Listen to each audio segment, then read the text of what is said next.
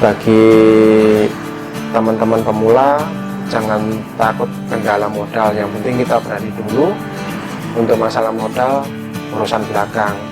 Terus untuk teman-teman yang sudah memulai usaha, tetap bersabar, tetap berjuang. Di tengah pandemi seperti ini pastinya omset kita semua turun, tapi yakin tak ada istilah kata menyerah. Kerja keras pasti membuahkan hasil.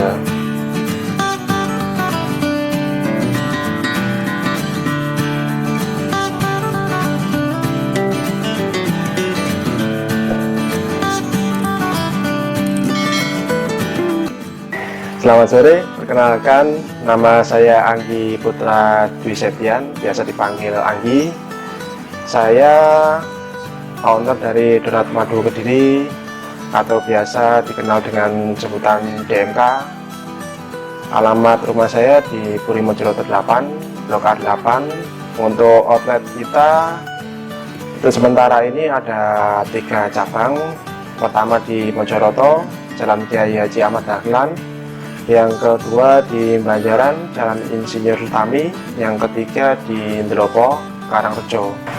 Dulu saya bekerja sebagai salah satu sales di salah satu perusahaan besar di Kota Kediri. Kemudian saya hijrah dari sales ke wira swasta. Dulu pertama kali saya jualan sari kedelai, kemudian saya jualan keripik juga pernah, keripik pisang. Kemudian saya memutuskan untuk yang terakhir jualan donat madu Kediri ini. Kenapa saya memilih donat? Karena pertama, dulu usaha yang saya geluti di bidang sari kedelai terkendala di cuaca. Kalau untuk donat sendiri atau roti-roti itu tidak terhalang oleh cuaca.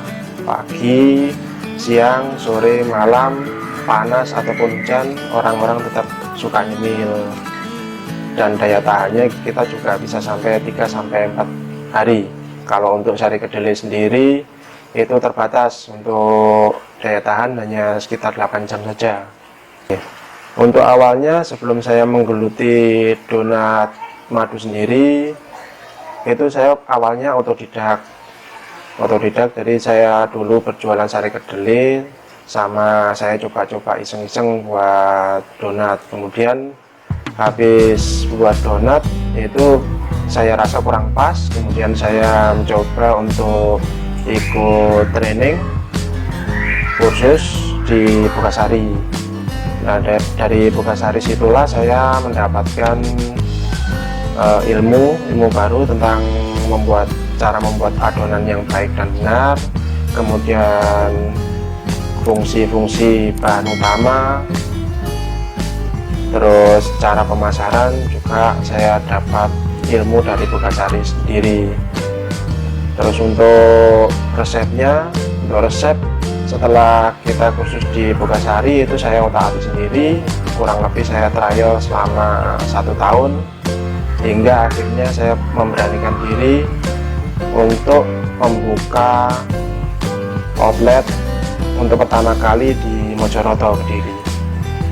Sebelum pandemi, outlet donat madu Kediri sendiri ada 6 cabang.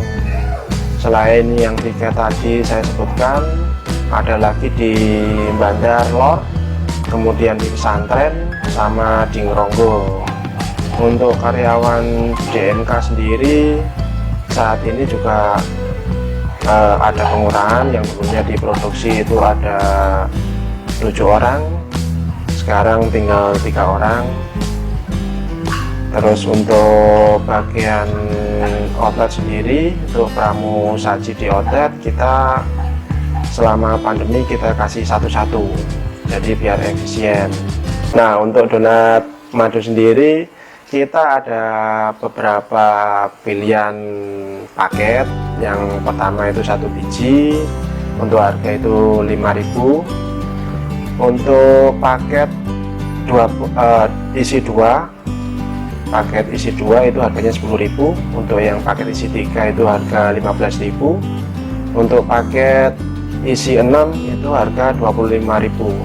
Untuk paket 1 sampai paket isi 6 itu donat reguler. Ada lagi kita menyebutnya donat baby don, singkatan dari baby donat. Untuk isian untuk baby don itu ada 24 biji untuk harga 40.000. Nah, kenapa harus memilih donat madu Kediri? Keunggulan donat madu Kediri yang pertama, untuk donat madu Kediri itu kita ditambahkan madu sehingga untuk tekstur juga lebih soft. Selain ada madunya, di dalam donat madu sendiri itu juga ada kentang. Jadi fungsi kentang tersebut biar adonan itu terasa lembut. Terus keunggulannya lagi, kita bisa pilih topping suka-suka, bebas pilih topping. Jadi di outlet kita itu ada beberapa varian rasa yang bisa dipadukan dengan apa saja. Yang biasanya kalau di mall-mall itu kan kayak rasa coklat identik dengan topping kacang atau topping mesis. Sekarang untuk rasa vanila atau rasa green tea pun bisa dipadukan dengan keju kayak gitu. Kalau untuk total kita per hari, kalau sebelum pandemi dulu kurang lebih kita bisa menghabiskan 1000 piece dalam satu hari. Kalau setelah pandemi ini ya alhamdulillah tidak terlalu banyak sih turunnya, sekitar 400 piece. Ya alhamdulillah masih lumayan dibanding teman-teman yang di mall atau yang kayak seniman-seniman jalanan kayak gitu.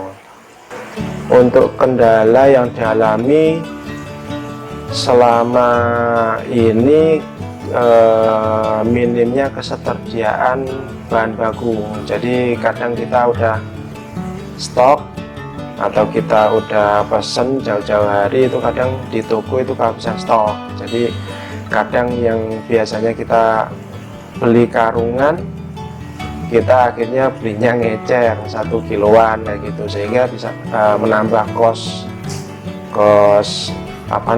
modal kita. Itu kendalanya. Terus untuk pemasaran alhamdulillah nggak ada kendala sih kayak gitu.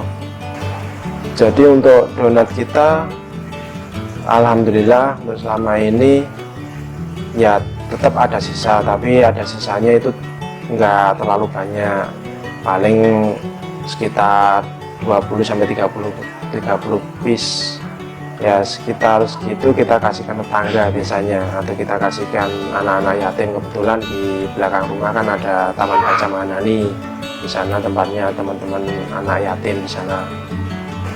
Kalau untuk memulai usaha donat ataupun usaha lainnya, yang penting itu yang pertama mental, pasti mental. Yang kedua kita siapkan planningnya, yang kita bidik itu kalangan menengah, kalangan bawah atau kalangan atas. Terus yang ketiga itu kita yakin, kita fokus kayak gitu. Seumpama kalau kita mau jualan donat, nggak usah nyabang-nyabang jualan es atau jualan lainnya, kita tekuni dulu jualan donat. Jualan roti juga gitu, kita tekuni dulu jualan roti. Masalahnya apa? Kalau kita berpikiran memang kalau sebagian orang itu mikirnya semakin banyak usaha semakin banyak omset, itu kalau usaha-usaha besar yang sudah jalan. Tapi kalau usaha-usaha kecil kayak saya ini, kita fokuskan dulu. Soalnya kalau nanti kita nyabang-nyabang, khawatirnya itu kosnya nambah, terus otomatis kalau nggak jualan ruginya juga banyak. Itu tipsnya. Yang penting mental, jangan takut gagal, soalnya kegagalan pasti, nggak mungkin ada yang instan. Gini, untuk teman-teman yang pemula, yang minim modal, tentunya kita menginginkan, pasti semua orang menginginkan kalau peralatan bakery yang memadai. Tapi kita buang semua pikiran itu, kita fokuskan dulu, yang penting kita buat dulu. tidak menjamin peralatan-peralatan modern menjamin kalau roti-roti atau donat-donat itu enak. Yang menjamin itu adalah bahan-bahan dan cara ngolah adonan itu sendiri. Yang penting yakin. Saya dulu sebelum mempunyai alat-alat mesin tersebut, saya dulu manual pakai tangan. Ya alhamdulillah sampai sekarang pun untuk rasa juga tidak berkurang. Terus untuk bahan-bahan juga nggak perlu bahan-bahan yang premium, bahan-bahan biasa pun kalau kita mengolahnya dengan baik itu akan menjadi produk yang premium. Terus untuk daya tahan sendiri, kalau untuk roti, baik itu roti bakery ataupun donat, itu kalau bisa agar tahan lama itu tertutup. Makanya dimana kayak perusahaan-perusahaan besar, roti-roti pabrik-pabrik besar itu selalu dilapisi plastik, soalnya biar lembab, biar nggak kering. Masalah utama di roti itu jangan sampai terkena angin. Kalau terkena angin, roti pasti langsung kering. Selembut apapun roti, semodern apapun alat tersebut, seenak apapun roti tersebut, jika terkena angin pasti langsung kering. Demikian video dari saya selaku owner DMK. Semoga menginspirasi. Jangan takut gagal, siapkan mental. Bagi teman-teman pemula, jangan takut kendala modal, yang penting kita berani dulu. Untuk masalah modal urusan belakang.